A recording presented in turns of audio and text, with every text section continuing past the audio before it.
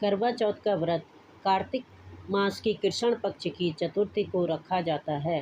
करवा चौथ के दिन करवा माता और चंद्रमा की पूजा की जाती है। इसके अलावा चतुर्थी तिथि होने की वजह से भगवान गणेश और शिव पार्वती की पूजा भी की जाती है। करवा चौथ पर चंद्रमा की पूजा की जाती है क्योंकि मान्यता है कि चंद्रमा से अमृत की वर्षा होती है। करवा चौथ पर महिलाएं पति और परिवार की तरक्की के लिए करवा माता से कामना करती है। इस दिन सुहागिन महिलाएं निर्जला व्रत रखती है और 16 श्रृंगार करके पूजा करती है। सबसे पहले माता गौरी ने रखा था करवा चौथ का व्रत। धार्मिक मान्यता के अनुसार सबसे पहले करवा चौथ का व्रत माता गौरी ने भगवान भोलेनाथ के लिए रखा था। इस दिन उन्होंने पूरे दिन निर्जला उपवास रखकर चांद को अर्घ्य दिया था और तब से ही करवा चौथ मनाने की परंपरा चली आ रही है। करवा चौथ पर शिव पार्वती स्वामी कार्तिकेय गणेश एवं चंद्रमा की स्थापना करें और यथाशक्ति देवों का पूजन करें। ओम नमः शिवाय नमः से पार्वती का, ओम नमः शिवाय से शिव का, ओम नमः से स्वामी कार्तिकेय का, ओम गणेशाय नमः से गणेश जी का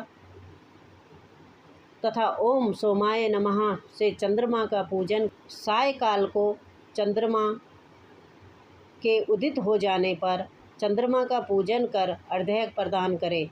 करवा चौथ की व्रत कथा सुनते हैं। प्राचीन समय में करवा नाम की एक पतिव्रता स्त्री रहती थी और उनका पति काफ़ी उम्र दराज था। एक दिन जब उनके पति स्नान के लिए नदी में गए तो वहां नहाते समय मगरमच्छ ने पैर पकड़ लिया और गहरे पानी की तरफ खींचने लगा। करवा के पति करवा को बुलाने लगे और सहायता करने को कहा। पतिव्रता स्त्री होने के कारण करवा में सतीत्व का काफ़ी बल था।